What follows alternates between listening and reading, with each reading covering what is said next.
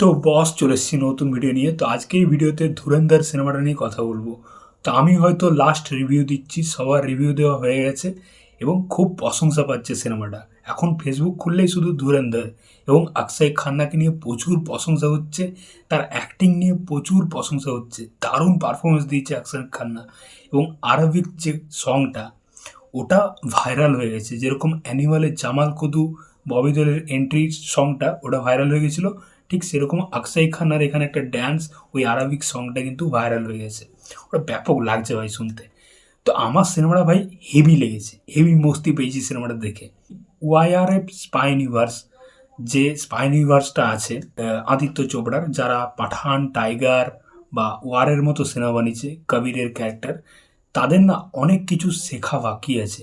আদিত্য ধার যে ধুরন্ধরের ডিরেক্টর, তার বাড়িতে গিয়ে 1 বছর টিউশন নেওয়ার দরকার আছে যে কেমনভাবে স্পাই ইউনিভার্স সিনেমা দেখানো দরকার।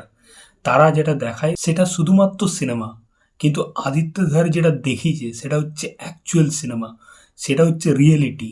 তারা যেরকমভাবে স্পাই ইউনিভার্সে স্পাইকে দেখায়, পুরো রং চং কাপড় পরছে, ডান্স করছে, ভিলেনের সাথেও ডান্স করছে, একটা মারপিট হয়ে যাচ্ছে, বাস সিনেমা শেষ। দুটো হিরোইনের বিকিনি পরা ড্রেস, বাস সিনেমা শেষ। কিন্তু আদিত্য ধার যেটা দেখিয়েছে বস ধুরন্ধর সিনেমাটাতে, হেভি, মানে মারাত্মক রকমের রিসার্চ করেছে, প্রচুর পড়াশোনা করেছে, প্রচুর খেটেছে, একদম ডিটেলে কিন্তু দেখিয়েছে। যেরকমভাবে কান্দাহার হাইজ্যাক, যেরকমভাবে পার্লামেন্ট অ্যাটাক, যেরকমভাবে 26/11 মানে তাজ হোটেলের যে অ্যাটাক, সেগুলোকে যেরকমভাবে কানেকশন নিয়ে এসছে এই সিনেমাটাতে, গল্পটাতে, হেভি ভাই। মানে প্রচুর রিসার্চ করে কিন্তু তারা মাঠে নেমেছে। এবং এই সিনেমাটার যে রানিং লেন্থ 3.5 ঘন্টা, মানে একটা টাইমও কিন্তু বোর লাগেনি আমার। আমি যখন ফার্স্ট হাফটা দেখছি, মানে কখন যে ফার্স্ট হাফটা শেষ হয়ে গেলো আমার মনে হচ্ছে কেন শেষ হলো। 3.5 ঘন্টা সিনেমা, সত্যি অ্যানিমাল দেখার সময় একটা টাইম বোর লাগছিল, কিন্তু এই সিনেমাটা দেখার সময় একটা টাইম বোর লাগেনি। যেরকমভাবে চ্যাপ্টার ওয়াইজ ভাগ করেছে না, খুব সুন্দর লেগেছে। তো এইবার সিনেমার মধ্যে পারফরমেন্স নিয়ে কথা বলবো। তো সিনেমাতে একের থেকে আরেক তাবড় তাবড় অভিনেতাদের নেওয়া হয়েছে। Ranbir Singh, R Madhavan, Arjun Rampal, Akshaye Khanna, Sanjay Dutt, huge casting, solid অভিনেতাদের নেওয়া হয়েছে। তো প্রথমে যদি রণবীর সিংয়ের কথা বলি, এই লোকটার, রণবীর সিংয়ের কিন্তু প্রচুর ট্যালেন্ট আছে বস।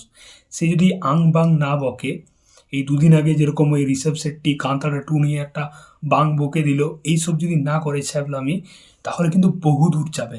মারাত্মক ট্যালেন্ট আছে তার। ক্যারেক্টারটা যেরকম লুক, আলাউদ্দিন খিলজির মতো একটা লুক, যেরকম তার এনার্জি, যেরকম পারফরমেন্স দিচ্ছে। একটা সিন রয়েছে যেখানে ও খাবার খাচ্ছে, চোখ দিয়ে জল পড়ছে, ওই সিনটাতে যেরকমভাবে ওই অর্জুন রামপাল একজনকে হুক দিয়ে, পুরো একজন ইন্ডিয়ান সোলজারকে হুক হুক দিয়ে একদম বেডে শুইয়ে রেখেছে, ওখানে যেরকমভাবে টানছে, ওই জায়গায় রণবীর সিংকে দেখবে, মানে পারফরমেন্স কি দিয়েছে ভাই লোকটা, হেভি হেভি। এবং সিনেমার সব থেকে বেস্ট লেগেছে অক্ষয় খান্না। অক্ষয় খান্নাকে নিয়ে প্রচুর প্রশংসা হচ্ছে, এখন ফেসবুক খুললেই অক্ষয় খান্না এবং তার ওই আরবিক সং। অক্ষয় খান্না মানে সবাইকে ওভার শ্যাডো করে দিয়েছে ভাই। এই সিনেমার হিরো যে রণবীর সিং, তাকেও ওভার শ্যাডো করে দিয়েছে। মানে মনে হচ্ছে ধুরন্ধর সিনেমাটার হিরো ভিলেন অক্ষয় খান্না। টুকরু ভাই, হেভি লেগেছে। একে বলে কামব্যাক। যেরকম আগের বছর অ্যানিমালে ববি দেওলের একটা সলিড কামব্যাক হয়েছিল, ঠিক এই বছর ডিসেম্বরেই দেখো একটা সলিড কামব্যাক হলো কিন্তু অক্ষয় খান্নার। অক্ষয় খান্না এর আগে ছাপা সিনেমাতেও কিন্তু অরঙ্গজেবের ক্যারেক্টারে হেভি পারফরমেন্স দিয়েছে। তো এই সিনেমায় তার পারফরমেন্স নিয়ে প্রচুর প্রশংসা হচ্ছে ফেসবুকে, সোশ্যাল মিডিয়াতে। হেভি লেগেছে ভাই তার ওই ক্যারেক্টারটা, রহমান ডাকাত। রহমান ডাকাত টু গুড বস। ওই ক্যারেক্টারটা আমার মনে হয় সিরিয়াসলি মানে অক্ষয় খান্নার জন্যই বেস্ট ছিল। যেরকম তার হাঁটা চলা, যেরকম ঠান্ডা মস্তিষ্কের ভিলেন, ওই তার এন্ট্রিতে যেরকম তার ছেলেটা মারা যাচ্ছে, ওই কাপড়টা তুলছে, ওখানে যেরকম ঠোঁট কাঁপছে, ওইখানে যেরকম মুখ চোখ কাঁপছে, ওইখানে যে পারফরমেন্স দিয়েছে না অক্ষয় খান্না, টু গুড, হেভি লেগেছে ভাই ক্যারেক্টারটাকে। এইবার সঞ্জু বাবা, তো সঞ্জয় দত্ত, তার ক্যারেক্টারটার নাম হচ্ছে এসপি আসলাম। তো তাকে যেরকমভাবে প্রেজেন্ট করেছে খুব ভালো লেগেছে। সঞ্জয় দত্তকে রিসেন্টলি কয়েকটা সিনেমাতে একই রকমের ভিলেনের ক্যারেক্টারে দেখছিলাম, তো কোথাও গিয়ে মনে হলো সঞ্জয় দত্তকে এই সিনেমাতে প্রপার তার যে একটা ইমেজ আছে, ঠিক সেরকমভাবে কিন্তু প্রেজেন্ট করেছে। তার এন্ট্রিতে যেরকম ওই হাওয়া হাওয়া গানটা হচ্ছে, হেভি লেগেছে ভাই, মস্তি পেয়েছি ক্যারেক্টারটাকে দেখে।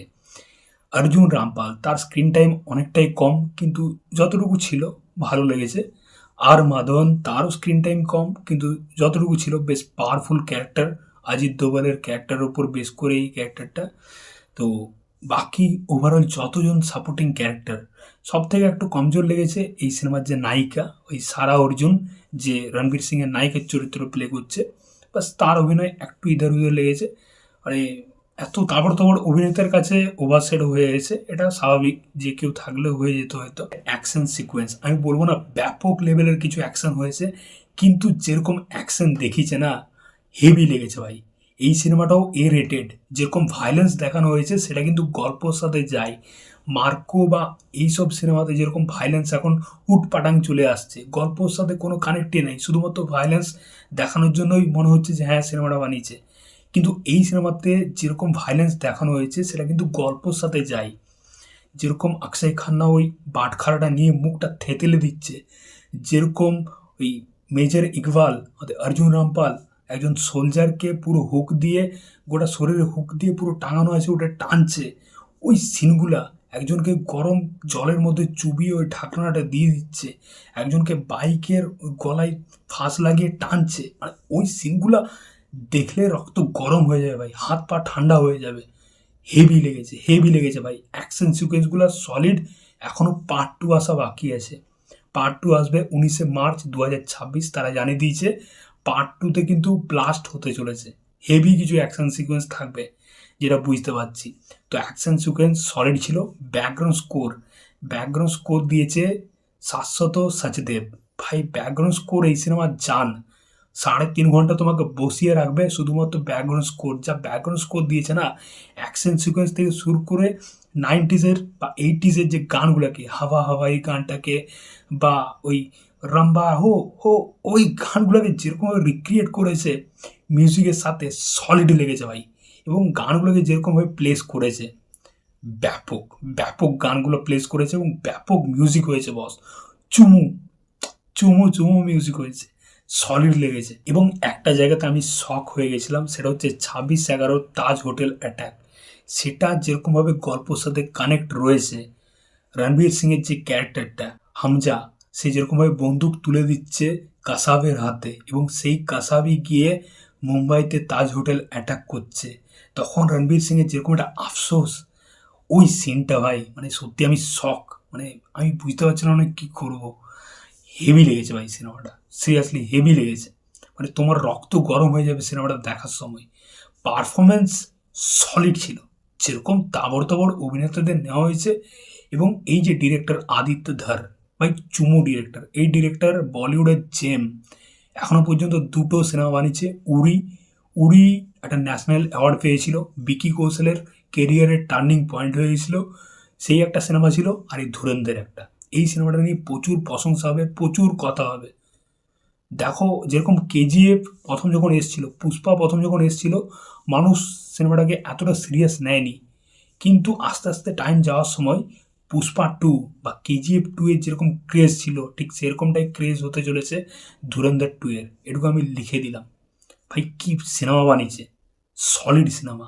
এবং শেষের দিকে যেরকমভাবে পার্ট 2 এর একটা হিন্টস রেখেছে, যেরকমভাবে একটা রণবীর সিংয়ের ক্যারেক্টারের হিন্টস রেখেছে, সলিড, মানে ব্যাপক লেগেছে ভাই।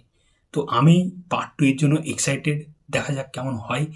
তো 2-3 মাসের অন্তরেই পার্ট 2 চলে আসছে, 2026-এর মার্চেই পার্ট 2 আসছে ধুরন্ধরের। তো সত্যি আমি এক্সাইটেড বস এই সিনেমাটার জন্য, মুখিয়ে আছি দেখার জন্য।